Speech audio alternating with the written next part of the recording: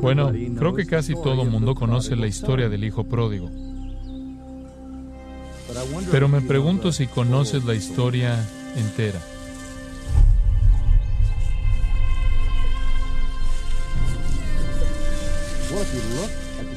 Bueno, si ves la historia del hijo pródigo, te das cuenta de que es bastante claro que Jesús pinta el retrato del peor pecador imaginable para una persona de una aldea del primer siglo, viviendo en el Medio Oriente y particularmente en Israel, porque ningún hijo, ni siquiera en su peor sueño, se comportaría como este hijo.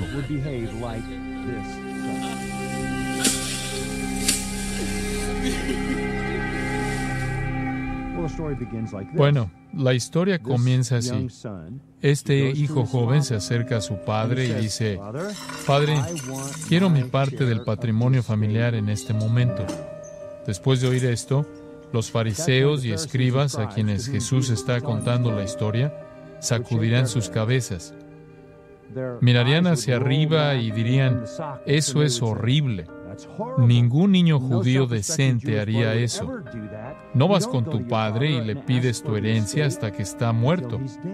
Eso sería equivalente a decir: me gustaría que estuvieras muerto. No te quiero en mi vida.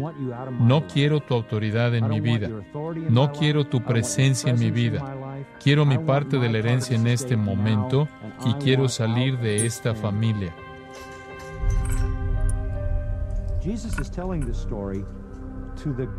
Jesús está contando esta historia a los guardianes del honor en el judaísmo, los fariseos y los escribas.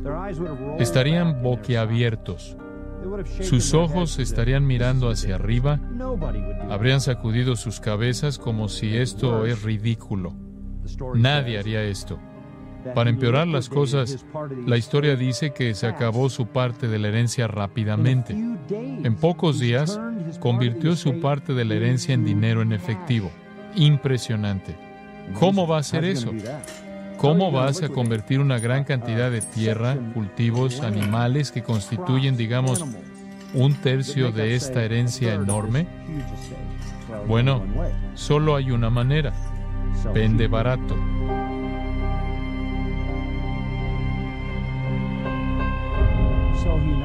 Entonces él no solo abarata el honor de su padre, sino que abarata el valor de su herencia que ha sido acumulada a lo largo de generaciones, y la vende barato para tener el dinero en efectivo. Y de nuevo los fariseos habrían mirado hacia arriba y dicho: nadie haría eso.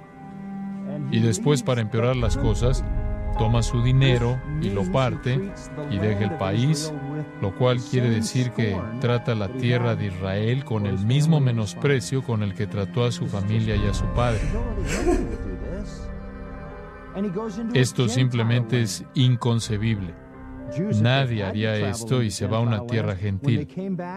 Los judíos, si tenían que viajar a tierras gentiles, cuando regresaban, se sacudían el polvo de su ropa y pies porque no querían traer polvo gentil contaminado de regreso a la tierra santa. Y cuando llega a la tierra gentil con su dinero, la Biblia dice que lo gasta en fiestas desenfrenadas, y más adelante en la historia, su hermano mayor dice: gastó todo en prostitutas. Esto simplemente va más allá de lo que es lógico. Que avergonzara a su padre, que tratara con menosprecio su patrimonio que había sido transmitido de generación en generación, que tratara a su nación con menosprecio, que se fuera a un área gentil, que desperdiciara lo que tenía en inmoralidad, lo cual estaba prohibido por los 10 mandamientos y por todas las leyes de Israel, y en prostitutas. Aquí Jesús está pintando un retrato de lo peor de lo peor. Bueno, este hijo había planeado su iniquidad tal como él había querido. Después algo sucedió que no fue lo que él quiso. Circunstancias que no podía controlar. Un hambre. Un hambre sería el tipo de hambre de la que lees que la gente se comía sus zapatos. Quizás comen a sus hijos después de que se habían comido la basura y se está muriendo de hambre. No le queda nada de dinero. Cuando el dinero se acabó, los amigos acabaron. Se convierte en un mendigo y la Biblia dice que se pegó, usa una palabra griega que quiere decir pegar, se pegó a cierto hombre gentil que tenía unos cerdos. Bueno, el hombre quiere deshacerse de él y lo manda al campo supuestamente para alimentar a los cerdos.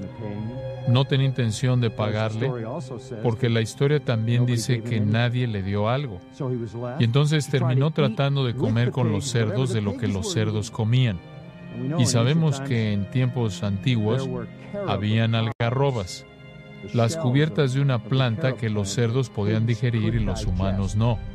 Y entonces todavía había alimento para los cerdos, las algarrobas. Pero debido a que los humanos no podían digerirlas, no podía comerlas. Ahora ha terminado como cerdo y ni siquiera puede comer lo que los cerdos comen.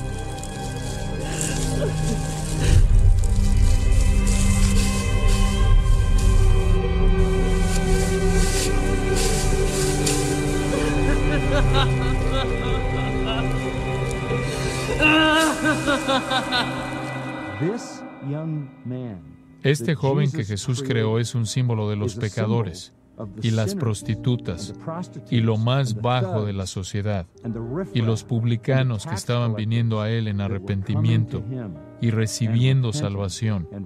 Y entonces este joven, en medio de su desesperación, cuando no tiene a dónde acudir, sin alimento, sin esperanza, sin vida por delante, al borde de la muerte, vuelve en sí. Ese es un momento crucial en la historia, porque ahí comienza el arrepentimiento, cuando haces una evaluación verdadera y exacta de tu condición. Analizó su situación. Estaba al borde de la muerte, sin lugar alguno al cual volverse, y entonces recuerda no solo su horrible condición, sino que recuerda a su padre, y que su padre es rico, y que su padre es muy generoso. En la historia, él de hecho dice: los siervos contratados por mi padre tienen más que suficiente. Ha quedado agotado debido a su iniquidad y va a perecer. Es como si la boca del infierno se está abriendo para recibirle. Y entonces se acuerda de que hay una persona que lo ama, que tiene muchos recursos y que es alguien extremadamente generoso. Y se dice a sí mismo: iré a mi padre y le diré, he pecado. Literalmente, he pecado tan alto como el cielo. Mis pecados están tan altos como el cielo. No soy digno de ser tu hijo. No estoy pidiendo la reconciliación. No estoy pidiendo ser recibido como hijo. Solamente contrátame como a uno de tus siervos con el sueldo más bajo, el salario mínimo. Trabajaré el resto de mi vida si tengo que hacerlo, para ganarme todo lo que he desperdiciado y poderme reconciliar contigo. Los fariseos que estaban escuchando la historia esperarían que el padre dijera: vete a la aldea, avienta polvo a tu cabeza, siéntate ahí y sea abusado quizás por 7 días y entonces quizás te dé audiencia. Quizás permita que me beses los pies y entonces te diré cómo puedes ganarte el derecho de regresar. Así se hacen las cosas de manera honorable, noble. Ese es el sistema de justicia personal. Eso es lo que te dice que hagas. ¿Te ganas el derecho? Eso no es lo que pasó.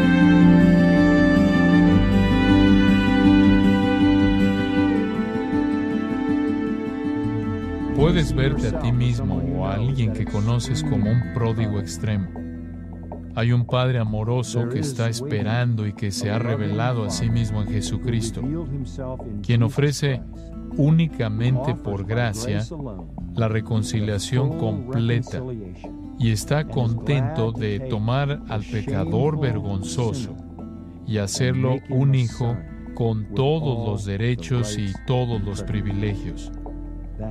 Eso es gracia.